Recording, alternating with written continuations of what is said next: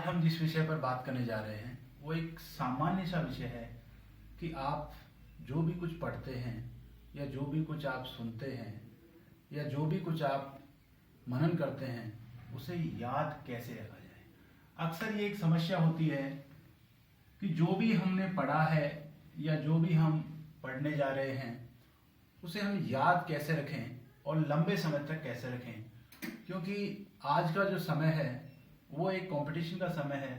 यहाँ पर आपको ऑब्जेक्टिविटी भी आपके अंदर होनी चाहिए, क्योंकि डिस्क्रिप्टिव एग्जाम्स बहुत कम आपके रहते हैं। ऑब्जेक्टिविटी आपके पास में है तो डिस्क्रिप्टिव भी आप लिख सकते हैं, लेकिन इसके लिए जरूरी ये होता है कि हमारी जो मेमोरी है, हमारी जो स्मरण शक्ति है, हमारी जो याददाश्त है वो तेज हो, और साथ में ही ये भी जरूरी है कि जो भी हमने याद किया है वो समय पर वापस हमें याद भी हो जाए।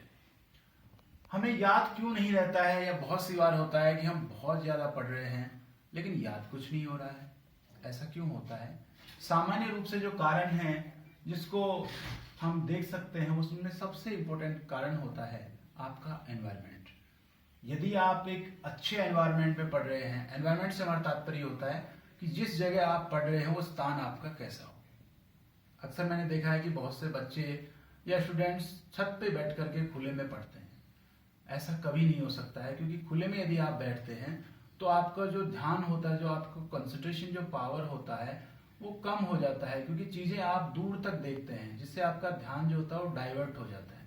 इसलिए हमें कभी भी ये नहीं करना चाहिए कि हम खुले में पढ़ें, या घर में भी जैसे आप ड्राइंग रूम में पढ़ रहे हैं या फिर आप बेडरूम में पढ़ रहे हैं तो उसमें आसपास में चीजें जो होती हैं वो आपका ध्यान भटकाती हैं। इसलिए जरूरी है कि आप जिस स्थान पे पढ़ते हैं वो स्थान आपका बिल्कुल एकांत हो।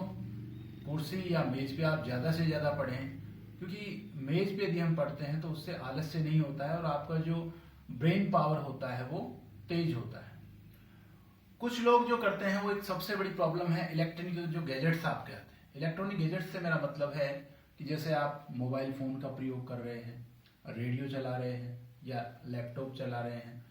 अक्सर ये होता है कि लोग गाने चला लेते हैं या ईयरफोन्स अपने कानों में लगा लेते हैं और ये लगा करके मैथ्स के क्वेश्चन निकाल रहे हैं, सॉल्व कर रहे हैं या कुछ भी पढ़ने का प्रयास कर रहे हैं। तो ये जो तकनीक है, ये तकनीक आपके लिए वरदान नहीं अभिशाप बन रही है, क्योंकि आपका जो माइंड है वो एक साथ दो काम नहीं कर सकता है। या तो वो जो पढ़ रहे हैं उसे याद रख सकता है, या फिर जो गाना आपके कानों में गुनगुना रहे हैं, जो गाना चल रहा है उसे याद रख सकते हैं। जैसे हंसना और रोना दोनों क्रियाएं एक साथ नहीं हो सकती, वैसे ही गाना सुनना और पढ़ना दोनों क्रियाएं कभी भी एक साथ नहीं हो सकती हैं। अक्सर बच्चे ये भी करते हैं कि टीवी चल रहा होता है या फिर रेडियो चल रहा है, आप पढ़ने का प्रयास कर रहे हैं, तो आप कभी भी प्रैक्टिकल करके देखिए कि 15 मिनट आप या 20 मिनट रेडियो के साथ में पढ़िए और फिर 20 मिनट एकांत के साथ आप पढ़िए, तो आपको जो क्वालिटी मिलेगी वो मिलेगी आपको एकांत में पढ़ने में। तो इसलिए ये इलेक्ट्रॉनिक जो गैजेट्स हैं इनको बिल्कुल बंद कर दीजिए। ऐसा नहीं है कि आप मनोरंजन से दूर रह सकते हैं, लेकिन मनोरंजन को आप तभी लें जब आप फ्री रहें, क्योंकि आपके माइंड को जो म्यूजिक होता है वो रिफ्रेश भी करता है, आपको बिल्कुल ताजा बनाता है। तो इस बात का आप ध्यान रखें। और एक सबसे इंपॉर्टेंट चीज, आपका जो विल पावर है, आप तभी पढ़ें जब आप पढ़ने का मन हो। देखिए, कोई भी जो इंसान होता है वो काम वही कर सकता है जब उसकी इच्छा शक्ति होती है। तो इच्छा शक्ति कब होगी? आपकी इच्छा शक्ति तभी होगी जब आप कोई अपना एक लक्ष्य बनाएंगे। आप अपना एक टारगेट बनाइए कि आज का दिन है, मुझे शाम होते होते मुझे इतना ही पढ़ना है। आप जैसे 4 रोटियां दिन की खा सकते हैं, तो आप अपनी कैपेसिटी जानते हैं, वैसे ही हर इंसान की अपनी एक कैपेसिटी होती है। तो उतनी आप कैपेसिटी बना करके और अपना टारगेट सुबह रखें और शाम होते होते उसे जीत लें। धीरे धीरे आप में क्या होगा, जीतने की एक आदत बन जाएगी। आप रोज अपना टारगेट रखेंगे और शाम होते होते उसे चेस कर लेंगे। तो जो जीतने की जो प्रवृत्ति है, ये प्रवृत्ति आप में इतनी बलवती होती जाएगी, इतनी ज्यादा आप में पावर जनरेट करेगी कि आपके लिए फिर हर एक चीज छोटी होगी।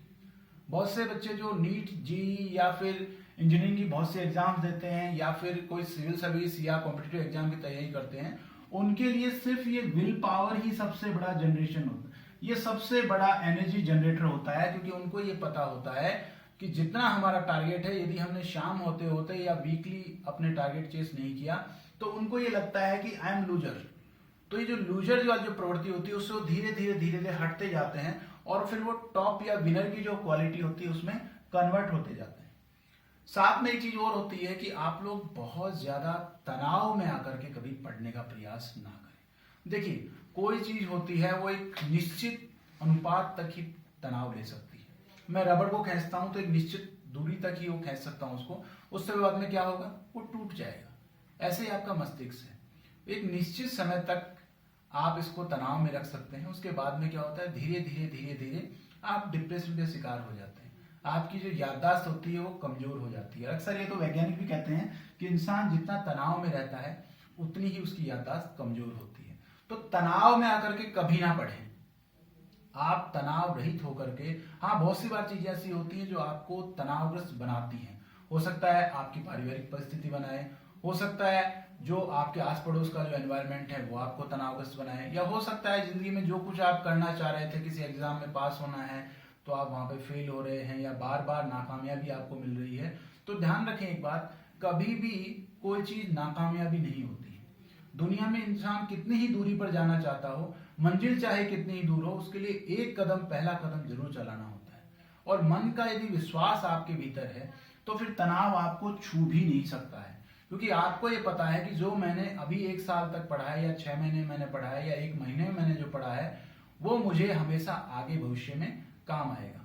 इसलिए आप हमेशा ये सोचें कि आप में सबसे बेहतर क्वालिटी है। अपने आप पर विश्वास जिस दिन आपको हो जाएगा उस दिन आप तनाव से मुक्त हो जाएंगे, क्योंकि तनाव उसी व्यक्ति को घेरता है जो भीतर से कमजोर होता है। और व्यक्ति भीतर से कमजोर कब होता है? व्यक्ति भीतर से कमजोर तभी होता है जब वो अपनी तुलना दूसरों से करता है, या दूसरों के सामने अपने आप को छोटा महसूस करता है। लेकिन आप हमेशा ध्यान रखें कि ईश्वर की या अल्लाह की सबसे जो बेशकीमती चीज है वो आप ही हैं और आपका मस्तिष्क है। इसे जितना स्वस्थ और तंदुरुस्त रखेंगे उतना ही आपके भविष्य में अच्छा रहेगा और उतनी ही अच्छी चीजें आपको याद रखेंगी। अब ये हम बात करें कि हमने क्या कारण है कि आपको याद नहीं हो रहा है या आपकी एकाग्रता में कमी आ रही है। तो ये सामान्य सी कुछ चीजें हैं जो हमने आपको बताई हैं। लेकिन सबसे जो इंपॉर्टेंट जो चीज है जिस पर मैं बात करने जा रहा हूं वो है कि इसका उपाय क्या है। हमारे कोई भी प्रॉब्लम हो जाती है तो उसका कोई ना कोई सॉल्यूशन होता है, और मैंने ये देखा है, मैंने बहुत से लगभग कम से कम 300-400 लोगों पे प्रैक्टिकल किया है, मैंने खुद ने भी ये प्रैक्टिकल किया है कि इन 4 चीजों को यदि आप अपना लेते हैं तो आप जिंदगी में कभी किसी चीज को याद किए हैं या पढ़े हैं तो उसे आप कभी नहीं भूलेंगे। सबसे पहली चीज होती है आपकी स्पीड, जिसे आप कहते हैं गति।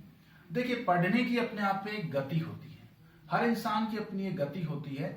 यदि आपकी स्पीड जो है यदि ये कंट्रोल में आपके पास में है तो आप जो पढ़ रहे हैं वो आपके मस्तिष्क में जाएगा। फॉर एग्जाम्पल, जैसे आप ट्रेन में बैठे हुए हैं, तो जब हम ट्रेन में बैठे हुए होते हैं तो आप स्टेशन पे, जो भी स्टेशन का नाम होता है, आप उसे देख लेते हैं कि जबलपुर लिखा हुआ है, आपको जबलपुर का पता है। आपको दिल्ली कैंट लिखा हुआ है तो आप बैठे हुए हैं, इत्मीनान से हैं, धीरे धीरे यदि ट्रेन चल रही तो आप पढ़ लेते हैं कि ये दिल्ली कैंट है। लेकिन ऐसे ही ट्रेन जब पूरी स्पीड अपनी पकड़ लेती है तो आप देखते हैं कि सारे चित्र जो होते हैं वो एक मिक्स हो जाते हैं और आपको कुछ भी समझ में नहीं आता है। आपको पता है, आभास है कि हरियाली दिख रही है, हो सकता है कोई पेड़ है, आपको दिख रहा है कि हाँ सब कुछ पीला पीला, हो सकता है कोई बिल्डिंग है, लेकिन आपको ये नहीं पता कि उस पर लिखा हुआ क्या है। ठीक ऐसे ही यदि आप तेज गति से सिर्फ रीडिंग लगाते हैं तो उससे आपको ये तो पता लगेगा कि हाँ मैं कुछ पढ़ रहा हूं और ये इस सब्जेक्ट से संबंधित बात है, लेकिन उसमें कहा क्या गया है आपको कभी समझ में नहीं आएगा। क्यों? क्योंकि जो इमेज बनती है पढ़ने पर, जो चित्र बनता है मस्तिष्क में, वो इमेज आपके बन ही नहीं पाएगी। इमेज आपकी है, इमेज जितनी अच्छी आपके मस्तिष्क में बनेगी, चीजें आपको उतने ही अधिक समय तक याद रहती हैं। और इमेज जो होती है उसको बनाने का सबसे जो आसान तरीका होता है कि जो भी चीज आप पढ़ रहे हैं उसको इंटरलिंक करें, आप उसका जुड़ाव जो है वो दूसरी चीज से हमेशा करें। जैसे फॉर एग्जांपल आपको मैं बताऊं, जैसे आप पढ़ रहे हैं, हिस्ट्री पढ़ रहे हैं, हिस्ट्री में आपने गांधी को पढ़ा है, तो गांधी की एक छवि जो है आंदोलन को लेकर के, उसको आपको होना चाहिए कि ऐसे जो आंदोलन गांधी जी कर रहे हैं तो उसमें क्या उन्होंने किया था, उन्होंने कार्रवाई की थी कि जो विदेशी वस्त्र हैं उनकी होली जलाई, उन्होंने धरना प्रदर्शन किए, प्रभात फेरियां निकाली। तो आपको अपने एनवायरनमेंट में भी ये देखना चाहिए कि न्यूज़पेपर आप पढ़ रहे हैं तो कि कहीं धरना प्रदर्शन हो रहा है, तो हाँ ये वही गांधीवादी सिद्धांत इन्होंने यहाँ पर अपनाया है। हाल ही में आपने देखा होगा कि चाइनीज सामान का बहिष्कार करने के लिए लोगों ने चाइनीज जो हैं चीजें हैं उनको जलाया है या उनको तोड़ा है। तो इसका मतलब क्या है? इसका मतलब ये है कि ये भी क्या है, ये भी एक असहयोग है। तो जो चाइनीज सामान का बहिष्कार है, उस टाइम किस सामान का हम बहिष्कार करते थे? उस समय हम जो बहिष्कार करते थे वो विदेशी सामान का।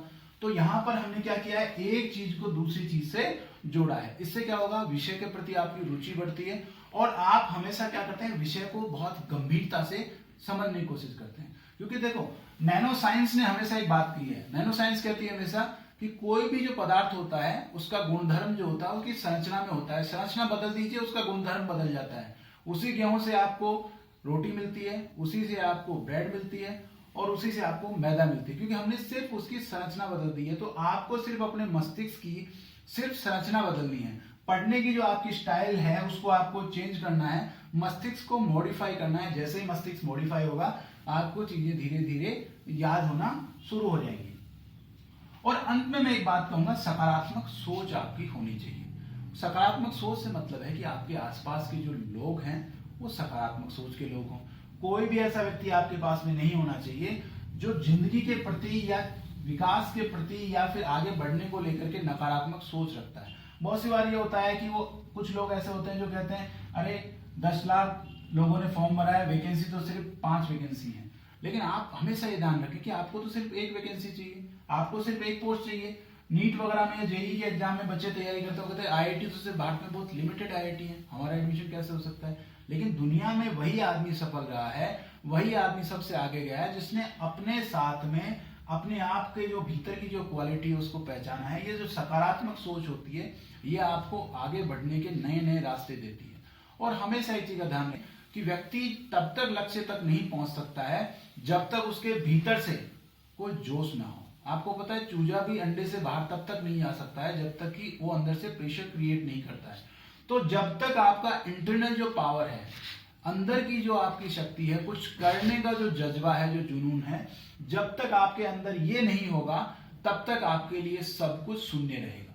तो इस शून्य से बाहर निकलने की सामान्य प्रक्रिया होती है। और कभी ये ना सोचे कि मैं पढ़ रहा हूं और मुझे याद नहीं हो रहा है। भूलना एक स्वाभाविक प्रवृत्ति होती है इंसान की, और भूलेगा नहीं इंसान तो उसके जीवन में परिवर्तन नहीं आएगा। क्योंकि एक बार यदि किसी के जीवन में दुख आ गया, उसके मस्तिष्क में दुख बैठ गया तो अवसादग्रस्त हो जाएगा, क्योंकि वो बदलेगा ही नहीं फिर अपने आप को।